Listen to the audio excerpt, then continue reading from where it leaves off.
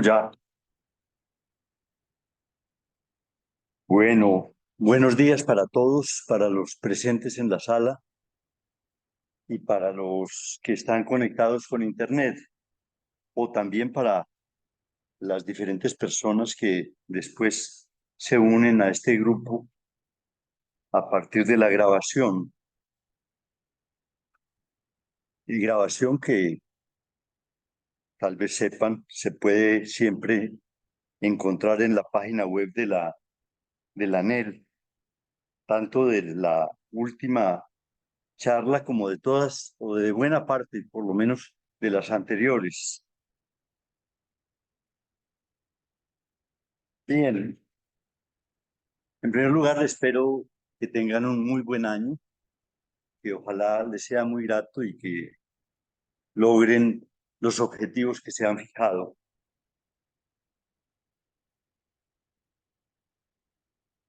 Estamos de nuevo aquí para examinar algunos problemas que nos permitan allegar ideas para comprender cuestiones cruciales para el psicoanálisis. Ese es el objetivo general de esta actividad.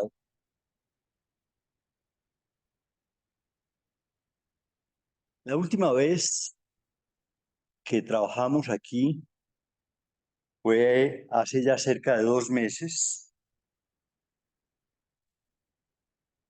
y retomo esta actividad dentro del espíritu que se ha venido desarrollando durante varios años,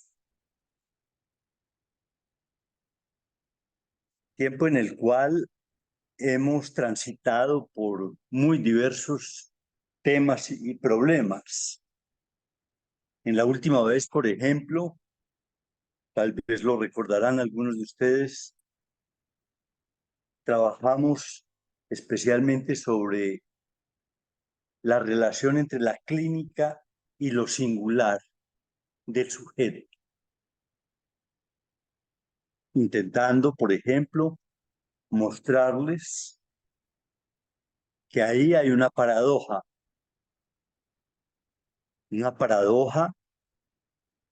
que tiene implicaciones profundas para la práctica analítica, para su concepción de su práctica y para muchos efectos de diversa naturaleza, en la medida en que la clínica es esencialmente clasificar a un sujeto y tratarlo desde allí, con lo cual se borra o por lo menos se pone en cuestión una parte significativa de la singularidad humana. Por tanto, digamos, habría o hay una cierta oposición entre analizar un sujeto y lo que llaman hacer clínica. Este fue, pues, el tema que se desarrolló o que desarrollé en la última ocasión, y lo menciono simplemente para refrescarles la idea de cuáles son los problemas que se trabajan aquí. Vamos a ver si este año conseguimos avanzar en esa dirección, digo, en la dirección de abordar problemas que nos permitan comprender asuntos cruciales del psicoanálisis. Y debo, en ese sentido, en primer lugar, agradecerles su presencia, su acompañamiento, puesto que sin él esto no tendría sentido. Así pues que, bien sea los que se unen presencialmente por internet o por la grabación, estoy agradeciéndoles pues su estímulo a la continuidad de esta actividad.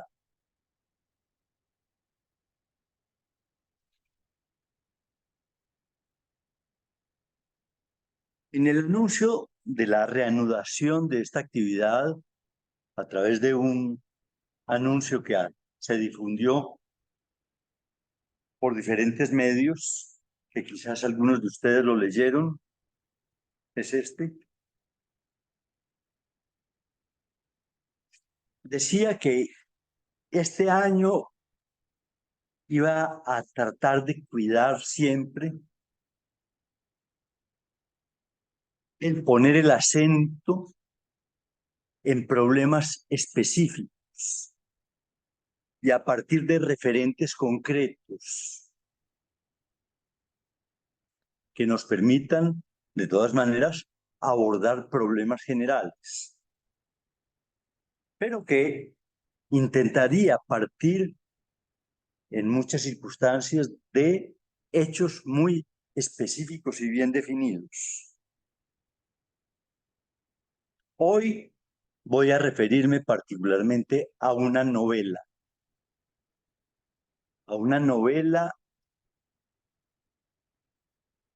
que creo haber mencionado en algún momento el año pasado y que es una novela de características muy interesantes para el empeño de esta actividad, es decir, para analizar problemas específicos que conciernan al psicoanálisis. Ustedes saben que hay una tradición en el psicoanálisis muy amplia relativa al examen de problemas literarios o de problemas de la literatura para enriquecer la concepción que el psicoanálisis pueda construir acerca de uno u otro problema. Ustedes saben, por ejemplo, voy a mencionar el más conocido de todos, que Freud, por ejemplo, construyó su teoría del Edipo a partir de una obra literaria, entre otras cosas, desde luego. Mejor, consiguió elaborarla mejor a partir de una obra literaria, si bien primero lo había hallado en la escena analítica con sus pacientes. Es decir, la idea, por ejemplo, del asesinato del padre, que constituye un tema central de la obra de Sófocles, Freud lo escuchó en la escena analítica. Y basta pensar que todos, de alguna manera, tenemos sentimientos hostiles hacia nuestros padres, por ejemplo. Sentimientos que normalmente reprimimos,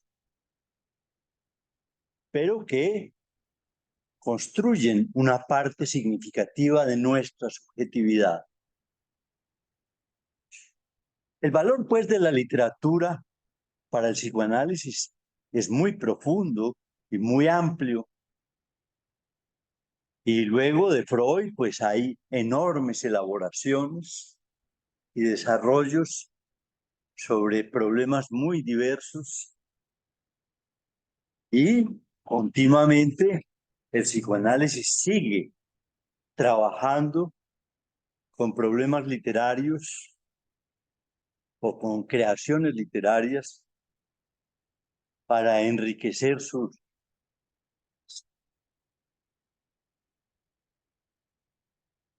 conceptos y también para contribuir a una mejor comprensión, muchas veces, de las mismas obras. A veces sucede lo contrario. Es decir, que lo que dicen los psicoanalistas termina por entorpecer la lectura de una obra.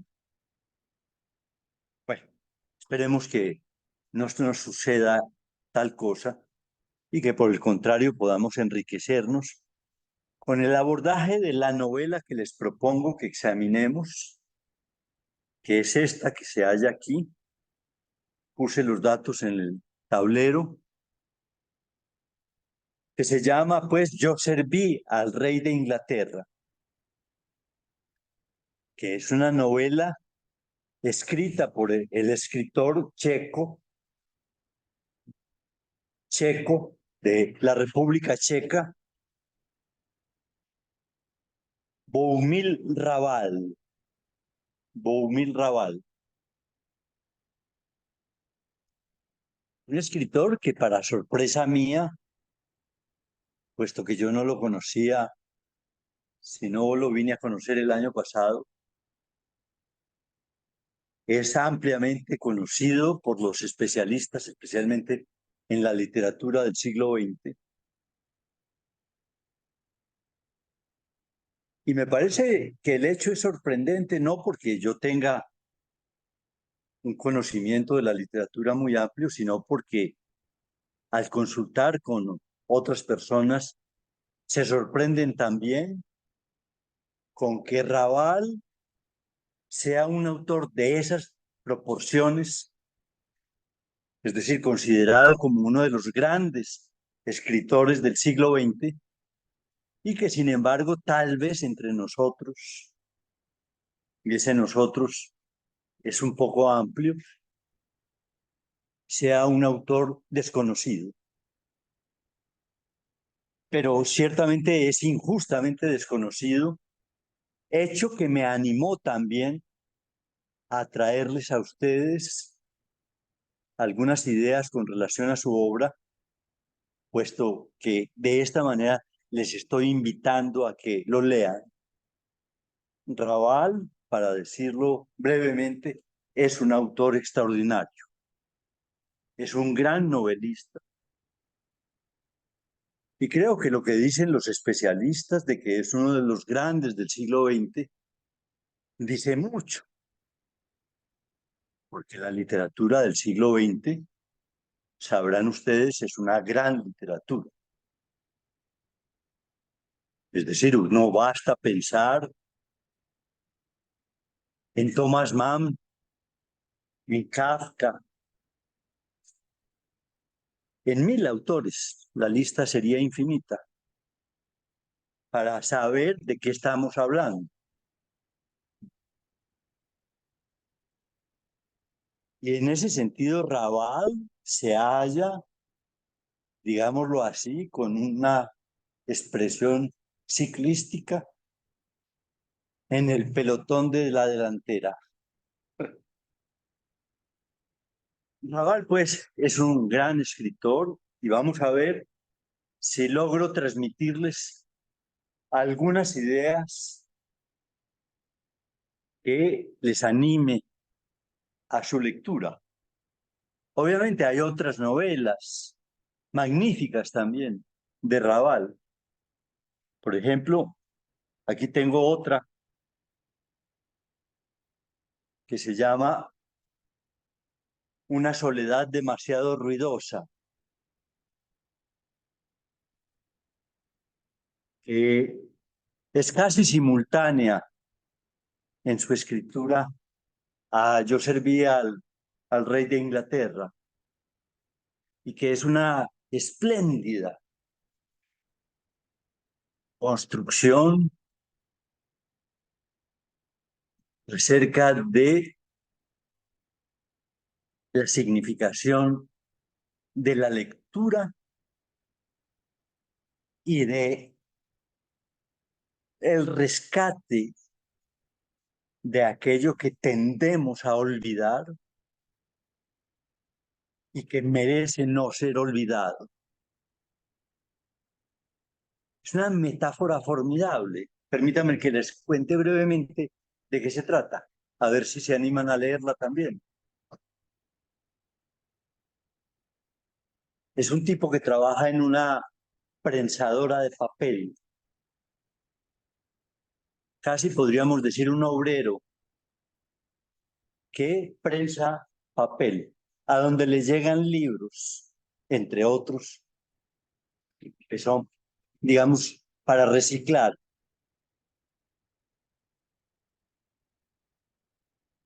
Y este hombre comienza a tener curiosidad por el papel que le llega, especialmente por los libros,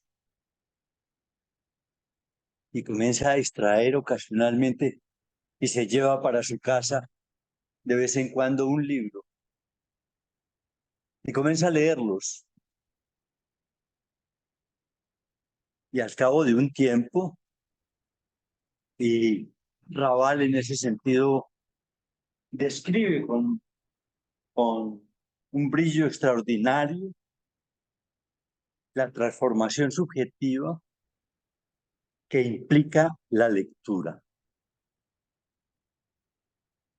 Es pues un elogio a la lectura y un elogio a el rescate del olvido. En ese sentido, podríamos decir que es paralela a la labor del psicoanálisis, puesto que un análisis es leer y rescatar del olvido aquello que intenta ser sepultado por la represión. De manera que esta novela también es magnífica y ya esto les puede permitir entrever el por qué elegí a Raval. Porque Raval creo que, no sé si alguien lo haya estudiado en esa dirección, que yo sepa nadie,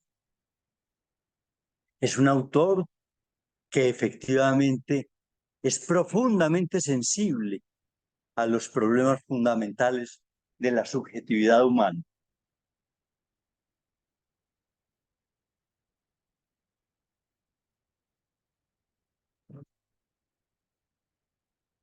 Quizás algunos de ustedes hayan leído Yo serví al rey de Inglaterra.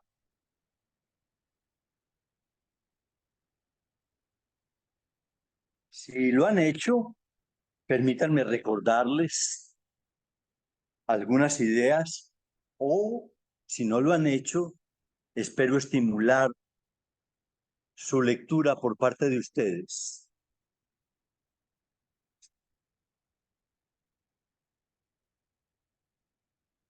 Es una novela que merece leerse por muchas razones, entre ellas por una que creo que es esencial en la literatura, y es que es una historia llena de interés. Es decir, que lo atrapa a uno y que uno de alguna manera no quisiera, digamos, abandonar. Está decir esto para justificar algo que creo haber afirmado aquí ya alguna vez.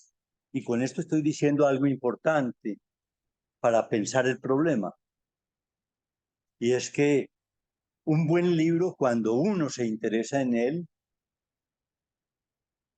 es semejante a estar enamorado.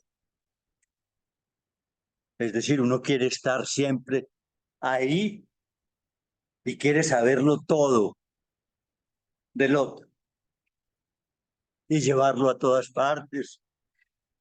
Quiere soñar con él o con ella, etcétera, etcétera. Es decir, la lectura y el amor tienen más relaciones de las que alguien pudiera imaginar, sobre todo cuando uno se encuentra con alguien digno de ser amado. Y crean, y créanme que Raval lo es, o sus novelas.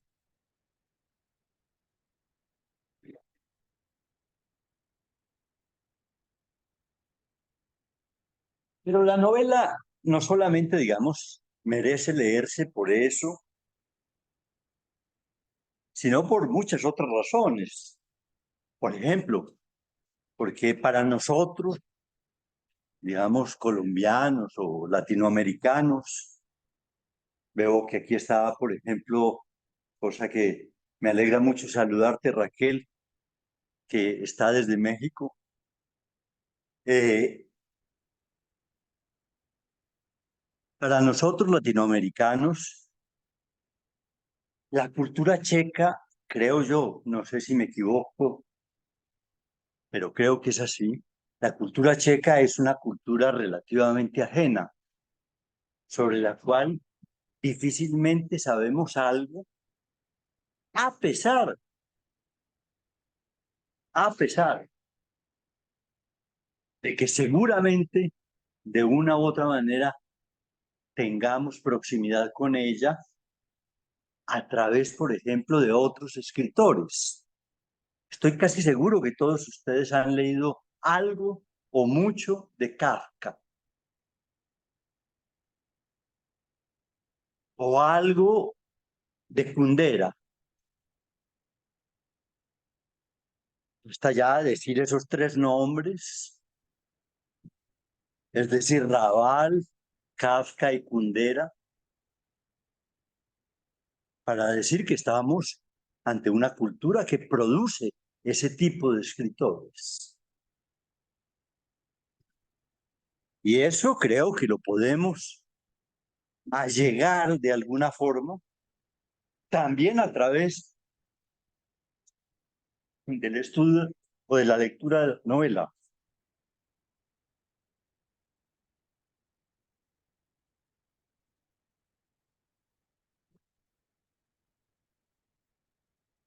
Había la posibilidad, y créanme que tuve la tentación, y quizás inclusive no sé si lo haga,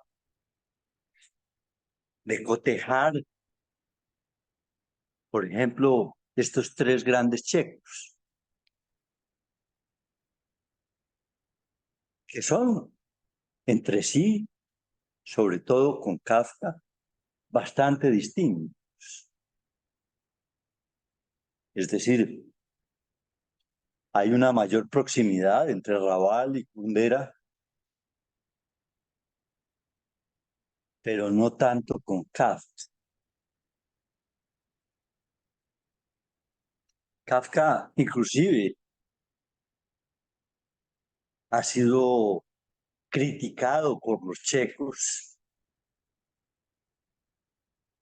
por ser más casi que un escritor germánico que un escritor checo, entre otras cosas porque escribía, gran parte de su obra la escribió, más que en checo, la escribió en alemán. Y eso hace o marca diferencias importantes. Pero esto nos permite, por ejemplo, decir también que la influencia entre la cultura germánica y la cultura checa es muy profunda. Y entiendo yo que el bilingüismo en Praga especialmente, en general en Bohemia, digamos la provincia o la región donde se haya ubicada Praga, es lo que se conoce como Bohemia. E incluso hubo en otra época algo que se llamó el Reinado de Bohemia, que hace parte esencial de lo que hoy es la República Checa. La historia de Checoslovaquia o de la República Checa, sabrán ustedes que es una historia muy compleja y heterogénea. Pero muchos de ustedes, como lo es para mí, casi que nos cuesta trabajo decir República Checa, porque estamos acostumbrados o estuvimos acostumbrados a hablar de Checoslovaquia. Y ya Eslovaquia ya no hace parte de la República Checa y son dos países hoy independientes. Lo que se llama la República Checa está conformada por dos grandes zonas, que una es Bohemia, donde está Praga, y la otra es Moravia, donde nació Raval, cuya capital es Brno, Brno, Brno. Y Freud nació también en Moravia, hay que decirlo. Friburgo, que es una pequeña población de Moravia, es, es en Moravia, pues, Friburgo. Y la conexión que hay entre Moravia y Bohemia es tan grande que siempre se han mantenido como un solo país. Por lo demás, pues, si quieren, miren en un mapa la proximidad que hay entre Praga y Viena es mucha. Son dos ciudades muy cercanas. Es decir, Praga es prácticamente al lado de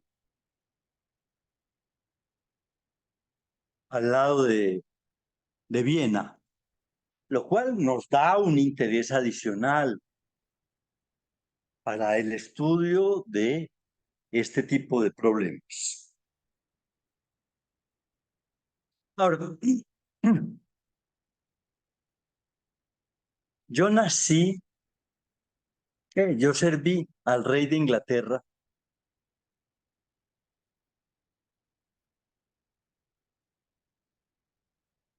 Fue escrita en 1971. No lo puse. 1971. Doy esta fecha por una razón especialmente para quienes conozcan un poco la historia de ciertos problemas europeos del siglo XX. 1971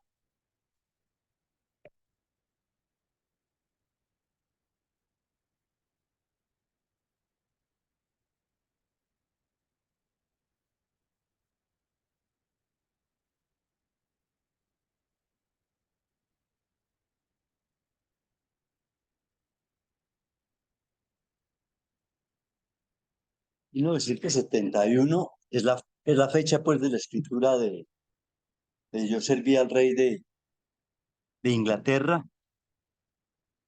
Es decir, que fue escrita 3 años después de la primavera de Praga.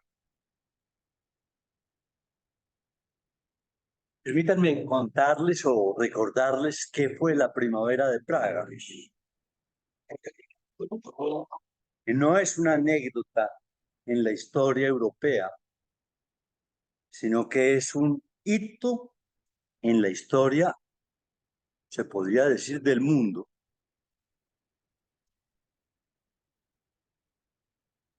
Porque la primavera de Praga fue un periodo que comprende varios meses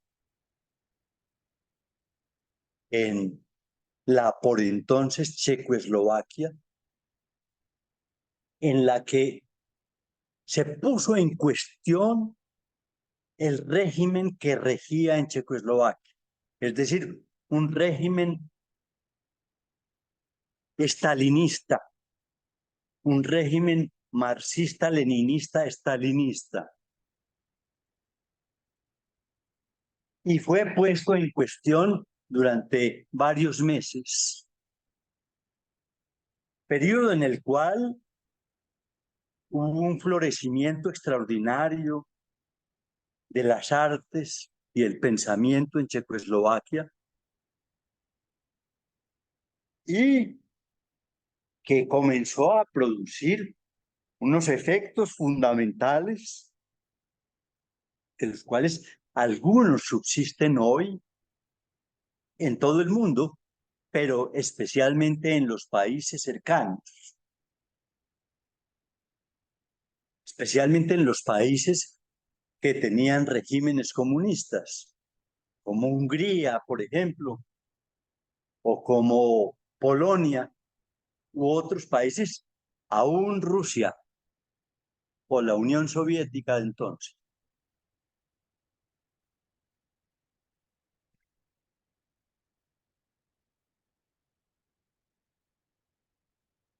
Y la primavera de Praga fue quizás la interrogación de hecho no de derecho.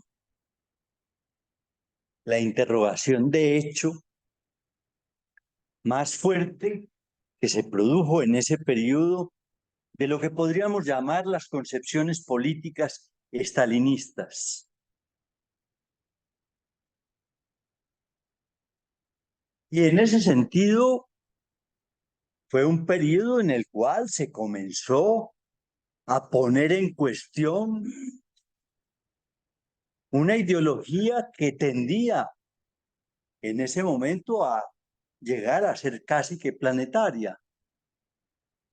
Estamos en el periodo de la Guerra Fría, es decir, la lucha entre, digamos, las ideologías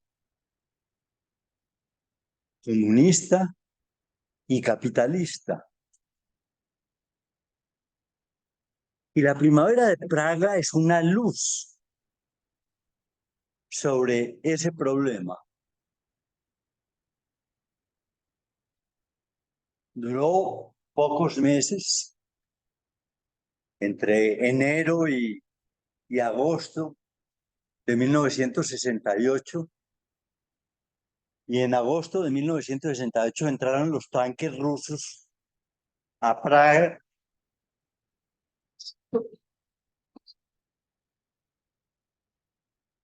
y con un gesto imperial que aún conserva Rusia, lo sabemos, por ejemplo, por Ucrania, en un gesto imperial aplastaron las ideas y aún las personas que alimentaban la esperanza de tener una relación con la vida no sometida a la vigilancia y a las órdenes del otro. Es algo importante, ¿no? Es decir, que la primavera de Praga fue algo más que una insurrección checa. Fue un llamado a la humanidad para pensar de otra manera las relaciones con la vida.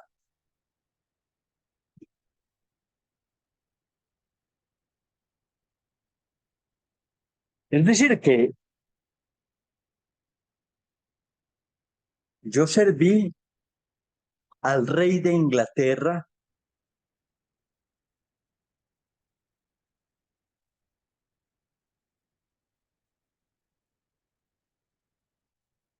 se produjo poco tiempo después de la primavera de Praga y para su comprensión, para la comprensión de la novela,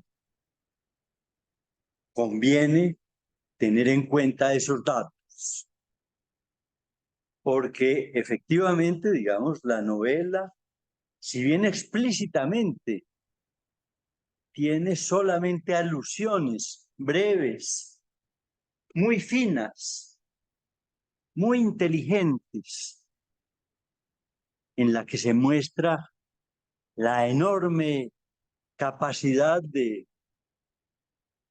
Raval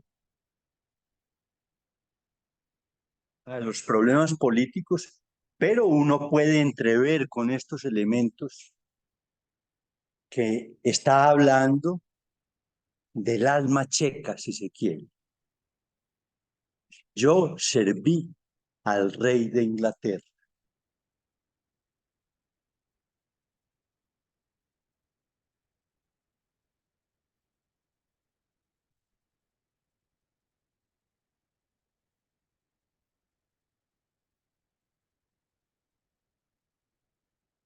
Yo serví al rey de Inglaterra, es la historia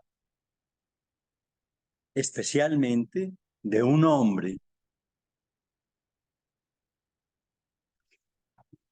que se inicia cuando este hombre tenía 14 años y que se desarrolla entre 1930, entre los, no, entre creo que es 1935, cuando tenía 14 años, y termina hacia 1950-60. Es decir, que es la vida de un hombre a lo largo de cerca de 30 años. Y cuenta la historia de ese hombre que era un camarero de hoteles de lujo o de hoteles elegantes.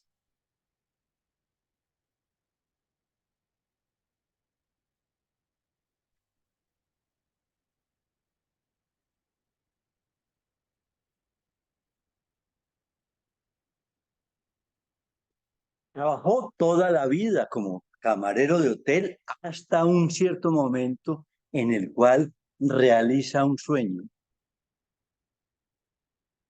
su sueño fundamental, que le saca de esa relación con la vida, y es ser millonario.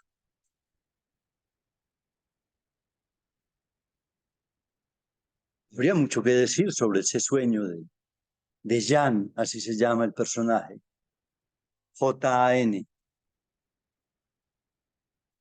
Jan, como se escribe en checo. La historia de Jan, pues, es la historia de un hombre que tiene ese sueño y que está al servicio de los grandes señores.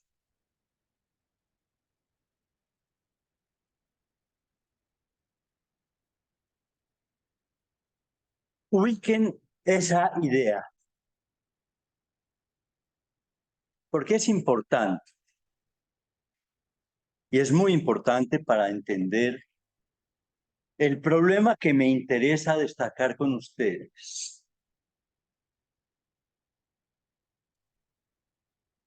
Voy a leerles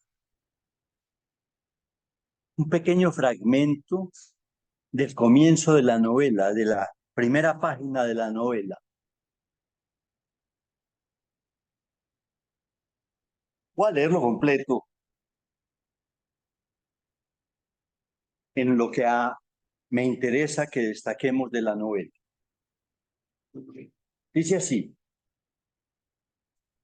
escuchad bien lo que voy a contaros. Apenas había llegado al hostal de Praga, ciudad dorada, cuando el patrón me tiró la oreja izquierda de la oreja izquierda y me dijo: serás el mozo del restaurante. ¿De acuerdo? Recuérdalo bien. No has visto nada. No has oído nada. Repítelo. Así pues, repetí que en aquel restaurante no debía ver ni oír nada. Entonces el patrón me tiró de la oreja derecha. Pero grábate de memoria que tienes que verlo y oírlo todo. Repítelo. Sorprendido, repetí que lo vería y lo oiría todo. Así fue como empecé.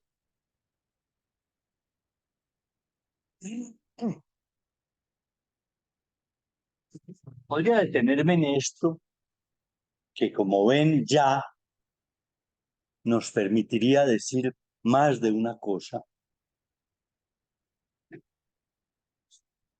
Pero voy a terminarlo porque esta otra parte también tiene un interés complementario que es muy interesante, aun cuando voy a poner el acento en lo que acabo de leer. Continúa así. Cada día a las 6 nos reunían en el comedor del restaurante, como si fueran a pasar revista a la tropa.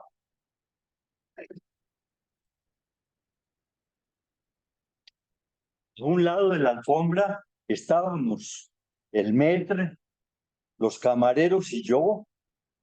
En el extremo, insignificante como corresponde a un botones. Al otro lado se colocaban los cocineros, las camareras, las mujeres de la limpieza, la mujer que friega los platos. Y el patrón pasaba entre unos y otros y comprobaba si las camisas, los cuellos y el frac estaban inmaculados.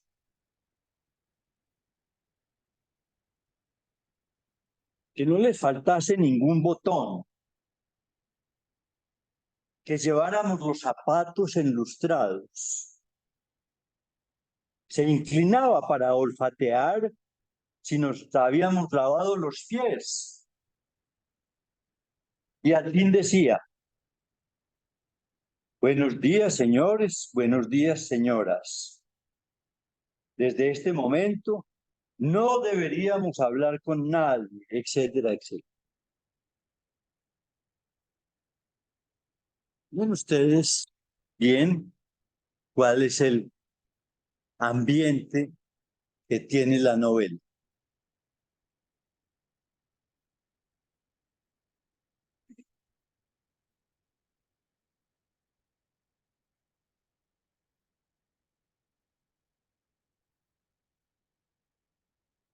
Permítanme decir algo antes de referirme a eso sobre el título de la novela. Yo serví al rey de Inglaterra.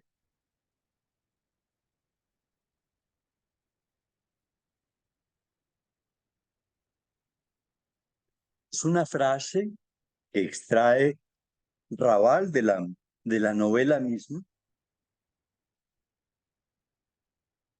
y que repetidamente aparece a lo largo de la novela.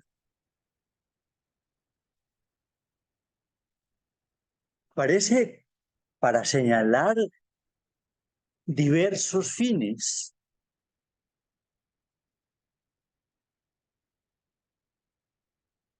Y permite en ese sentido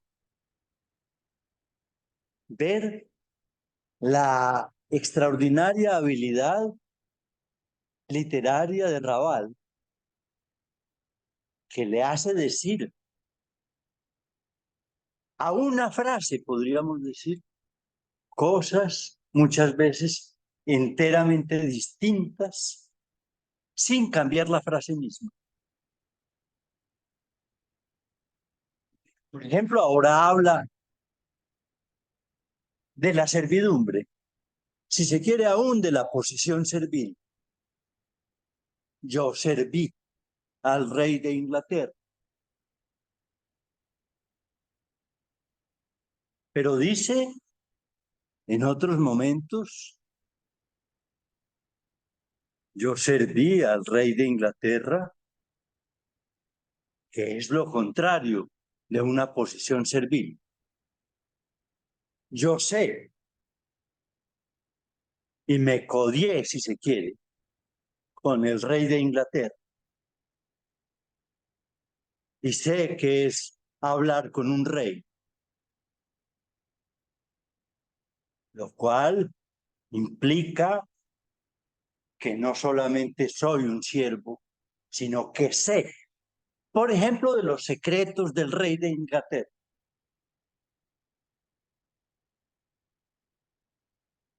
Es decir, que en el título mismo está condensada una enorme cantidad de cosas.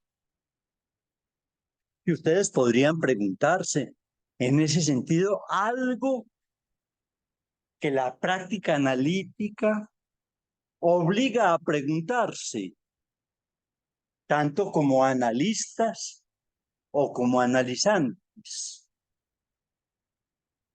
Y es la relación, por ejemplo, que hay entre el saber y una posición que se tenga ante el otro.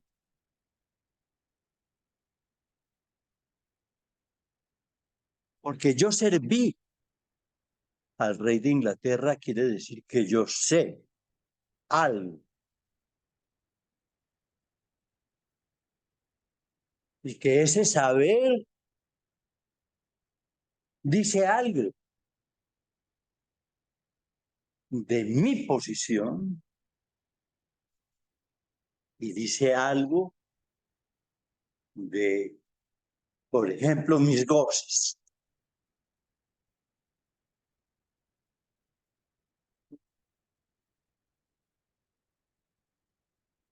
Ustedes pueden ver en el caso, si este hombre se debate entre ser un hombre que está al servicio de los ricos y la ambición de llegar a ser millonario, ¿qué puede significar eso?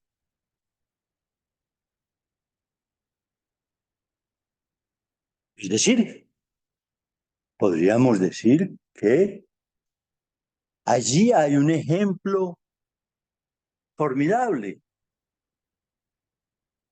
de las contradicciones generales de cualquier ser humano entre el deseo y las circunstancias que tiene que desplegar en la vida para enfrentarse con su deseo.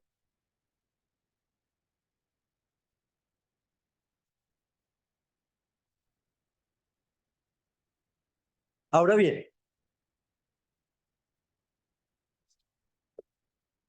si destaqué esas frases que les leí,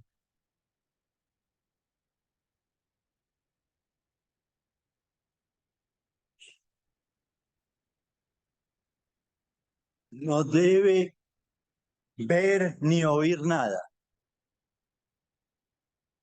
pero debe ver y oírlo todo. ¿Cómo se resuelve eso? ¿Cómo se resuelve o cómo resuelve un ser humano una contradicción que es una contradicción que podríamos decir es absoluta?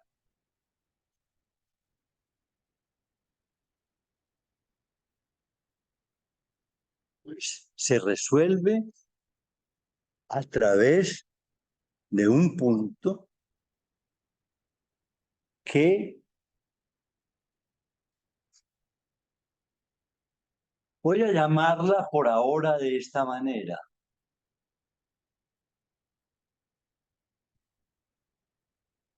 que la imagen de Jean, el camarero que les leí, permite mirarlo bien,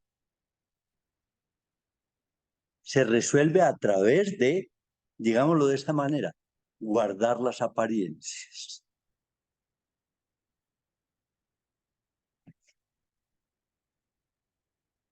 La apariencia.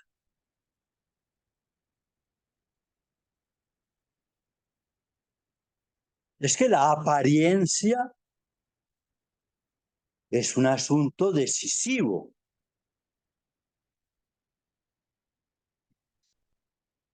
Decisivo para todo y de todo,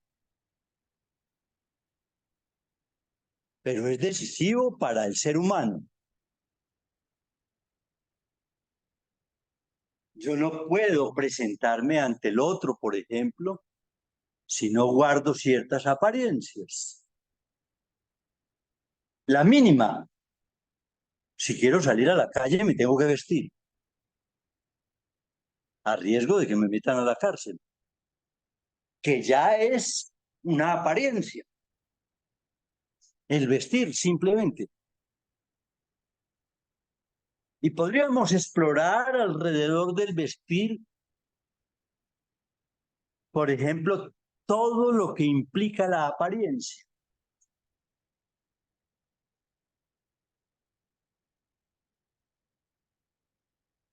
La apariencia es un fenómeno fundamental en lo que a nosotros nos concierne para el ser humano, para todos, no solamente para algunos, donde se juega la singularidad. Cada uno elige sus propias apariencias. Con respeto lo digo para quienes están en la sala, especialmente porque veo tres casos. Se elige tener barba o no tenerla. Es decir, la apariencia en ese sentido es fundamental.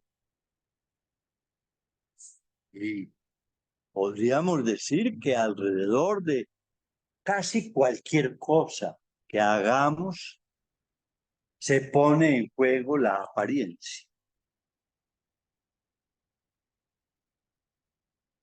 Y al decir esto,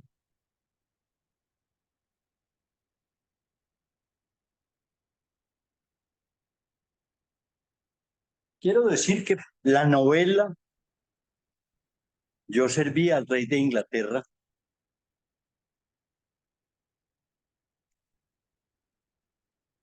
es una novela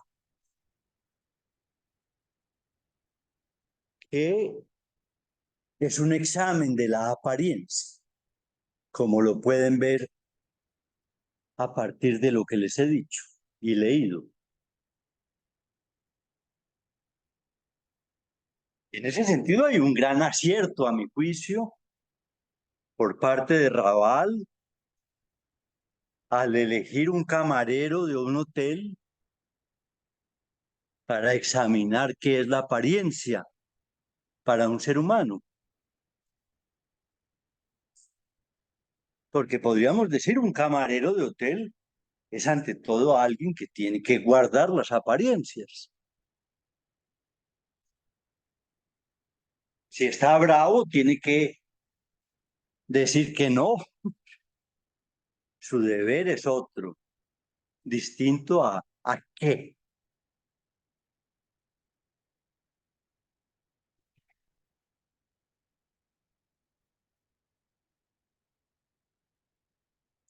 Hay que decir que la apariencia, y permítanme hacer un pequeño paréntesis al respecto,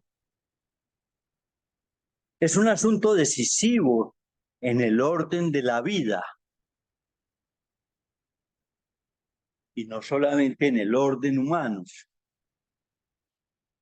Por ejemplo, ustedes saben la importancia que eso tiene en los animales.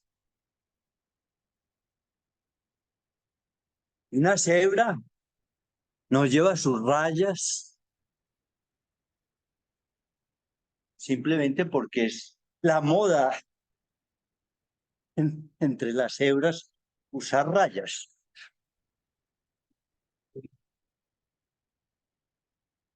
Esa apariencia es decisiva para su existencia.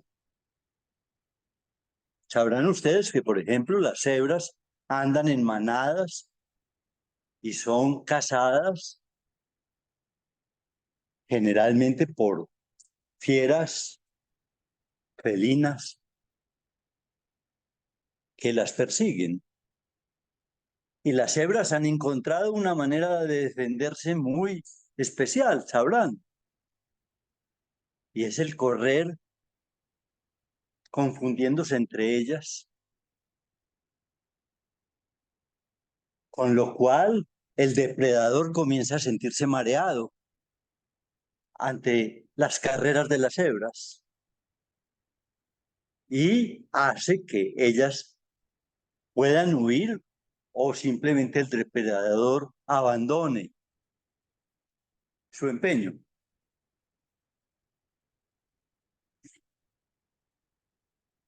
Y allí el juego de la supervivencia puede llevar a hacer muchas consideraciones. Las cazan generalmente cuando se fatigan y entonces ya solitas no marean, por decirlo así.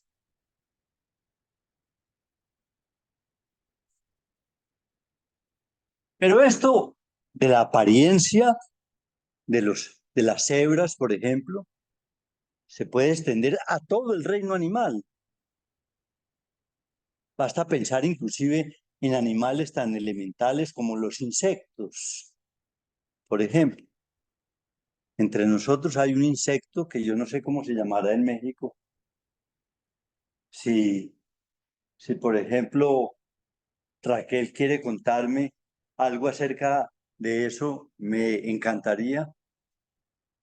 En Colombia hay un insecto que se llama el mariapalitos, por ejemplo, que son insectos que se camuflan o se, no se camuflan, perdón, me equivoqué en el término, se mimetizan, porque es distinto el mimetismo al camuflaje. El mimetismo se hace desde sí, el camuflaje implica usar el ambiente para esconderse o para pasar desapercibido, que ciertamente son dos hechos que están muy cercanos y muchas veces se complementan, el mimetismo y el camuflaje. Bueno, ese insecto que parece una ramita es así para impedir que los depredadores se los coman, a pesar de que a veces alguna torpeza revela un fracaso, voy a decirlo ya, una vacilación en los semblantes produce en ese sentido un desastre en el sujeto. Es decir, cuando las apariencias vacilan, cuando el sujeto vacila con sus apariencias, comienzan los dramas subjetivos y los dramas de las relaciones con el mundo. Hay muchos ejemplos en la naturaleza, aún en las flores o aún en las plantas. Sabrán ustedes que la polinización se produce a partir de las apariencias. Por Dios santo, eso nos dice mucho, que aún las plantas, por decirlo así, usen los semblantes.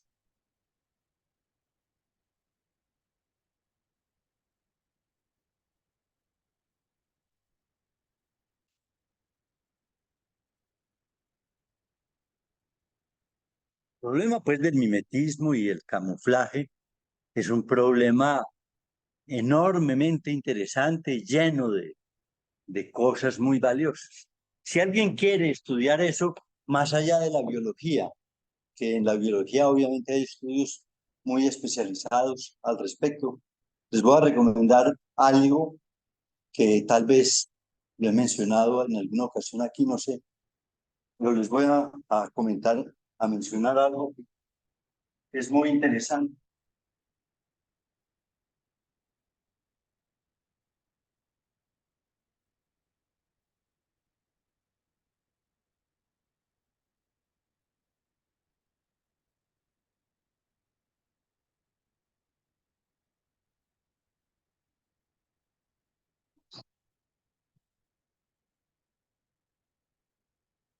Es un escritor, un ensayista francés, casi contemporáneo de Lacan. Nació y murió más o menos por los mismos años de Lacan, que se llama Roger Caillois. Caillois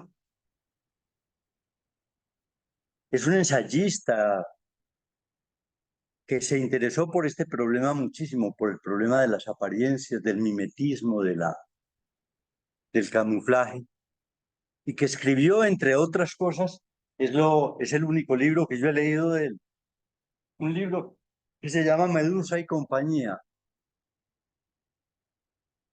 donde estudia todos estos problemas. Y tiene cosas extraordinarias, cosas magníficas. Tiene Caillois en los muy diferentes sentidos. Uno de los puntos que él señala, entre otros, es la relación que hay entre la investigación científica y la apariencia.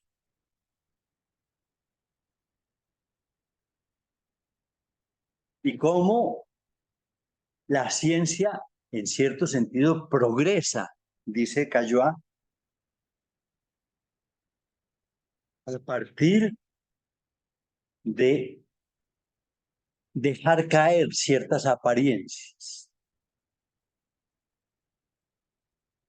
Por ejemplo, hasta el siglo XVIII se creyó, y así se hablaba de eso, que los murciélagos eran aves, por ser animales que vuelan. Cuando se dan cuenta que los murciélagos no son aves, eso obligó a producir una redefinición de las aves. Las aves ciertamente son animales que vuelan, pero no son aves porque vuelen, porque hay aves que no vuelan, las gallinas casi, por ejemplo, pero especialmente, por ejemplo, conocerán a los pingüinos, que son animales acuáticos. Eso obliga, dice Caillois, a revisar, por ejemplo, ¿qué podríamos decir? Nuestra concepción de la apariencia y de las apariencias. Y él trae diferentes ejemplos.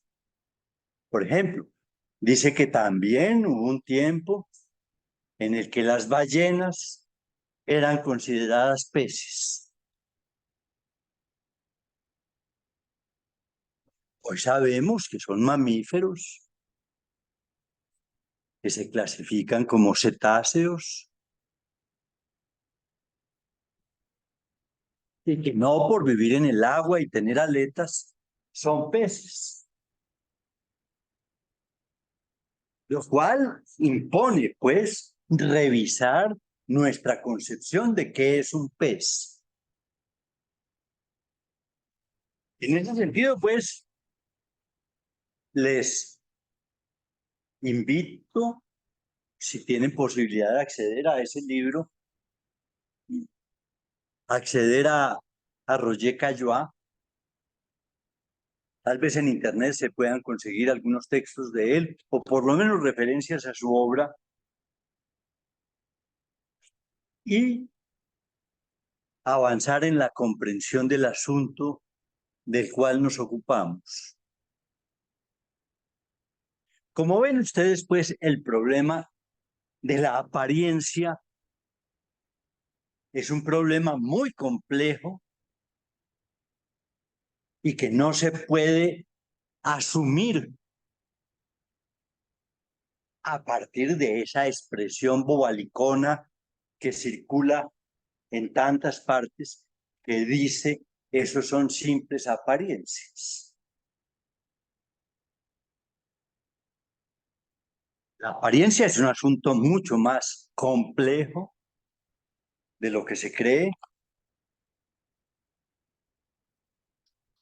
y llevó a Lacan a plantearse su examen introduciendo un término distinto al de apariencia para nombrarle, que es el de semblante, con el cual quiere señalar varias cosas. Entre ellas, por ejemplo, que la apariencia tiene una singularidad en el ser humano, o una particularidad mejor, en el ser humano. Es decir, que el problema de la apariencia no es el mismo en todos los órdenes de lo existente. Hay que decir que todo tiene apariencia, todo. La apariencia no es un fenómeno ni accesorio ni complementario de lo existente. Es decir, cuando algo existe, tiene una apariencia. Y en ese sentido,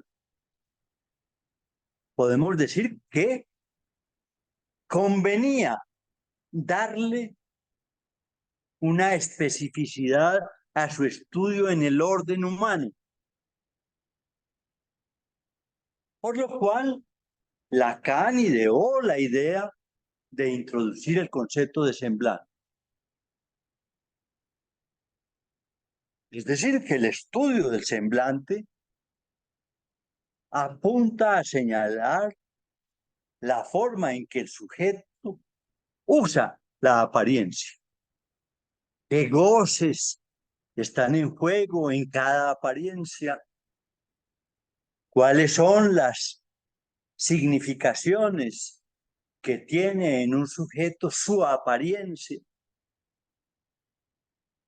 ¿Cuáles son los conflictos que le genera a un sujeto su apariencia? Etcétera, etcétera, etcétera. No es lo mismo ser bonito que ser feo, ¿cierto?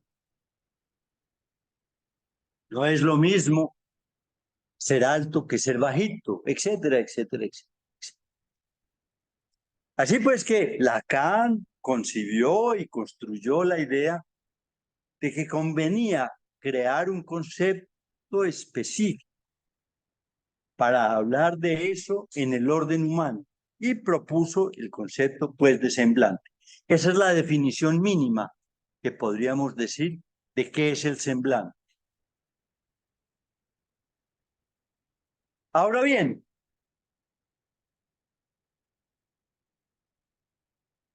si fuera, ya se me está acabando el tiempo, si fuera necesario explorar aún más diversas ideas con relación al semblante en la novela, partiríamos de eso.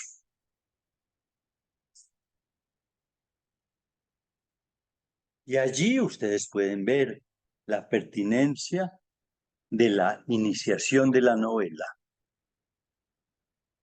Usted no ha visto ni oído nada, pero recuérdelo, usted debe verlo y oírlo todo.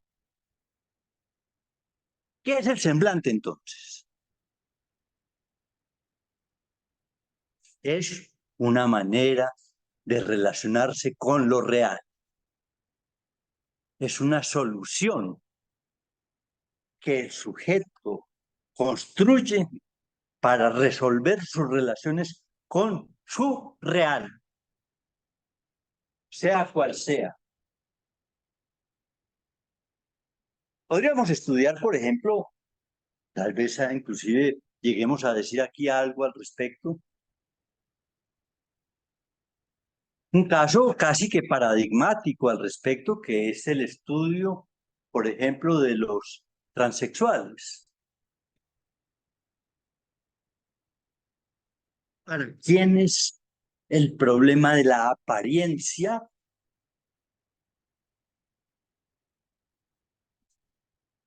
es fundamental. El problema del semblante, mejor.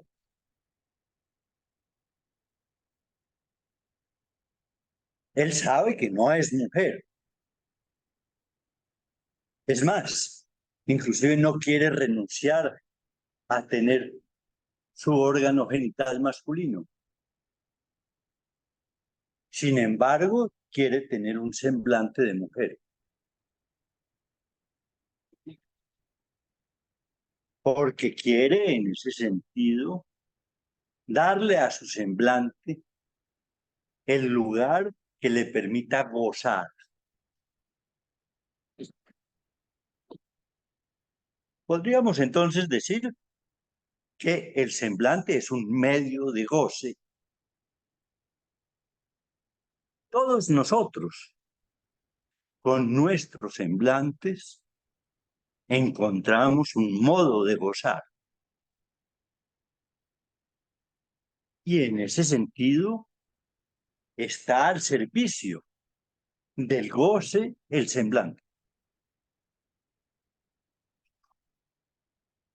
Ahora, esto me remite a un problema esencial que en cierto sentido es paradójico con relación a lo que he dicho y que aún es paradójico con relación a lo que piensa Raval.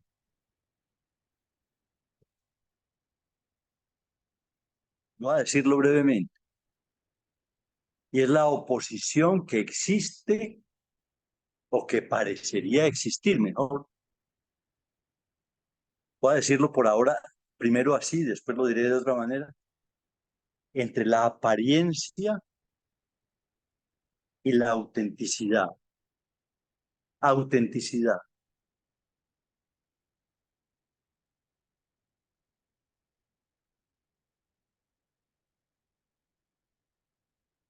Porque ustedes podrían en ese sentido plantearse entonces la pregunta, ¿la apariencia dice algo que no es auténtico del sujeto? ¿O la autenticidad se halla en el semblante? Eso es, como ven, un grueso problema. Y es un problema que ciertamente es fundamental y que nos remite, por lo menos, y voy a terminar con esto, a un complejísimo problema, y es el problema de los usos tramposos del semblante,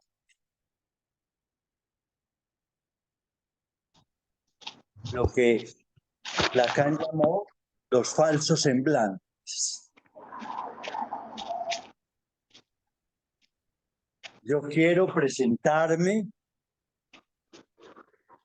como un hombre rico, a pesar de que sea un simple camarero. Y entonces, por ejemplo, salgo a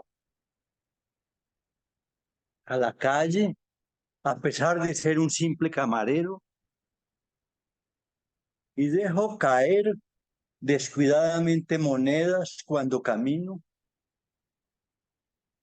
para que los transeúntes supongan que soy un hombre rico.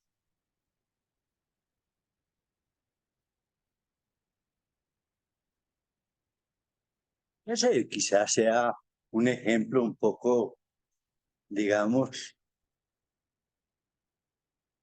singular o no muy, no muy bello, pero que podríamos decir todos de alguna manera, de una u otra forma lo hacemos. Hacer creer al otro a través de nuestros semblantes. El hacer creer como fundamento de qué.